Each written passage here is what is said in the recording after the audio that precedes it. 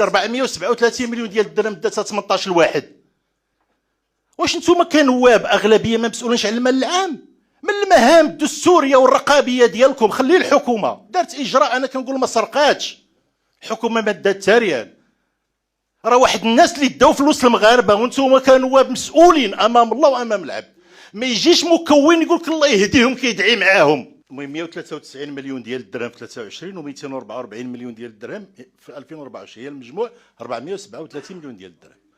هذه ارقام صحيحه. هذه شنو هي؟ هذه ماشي عفاءات، هذه فلوس خرجت من الدوله، من فلوس الشعب، تعطات على كل راس ديال الغنم، باش منين كيشريه السيد كما قال السي محمد ب 2000 درهم كنعطيه 500 درهم كيولي مقيوم عليه ب 1500 درهم.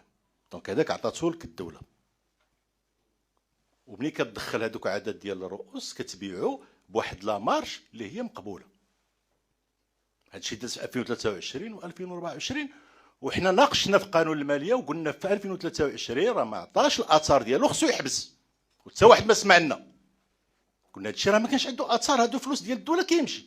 في 2024 الاغلبيه استغلت، الاغلبيه هذه ولات صوتات ولات دارتو في الدعم ديال العيد الاضحى. واش الحكومه تبعات هادوك الالاف ديال رؤوس الماشيه تا وصلت للسوق ووصلت للمواطن؟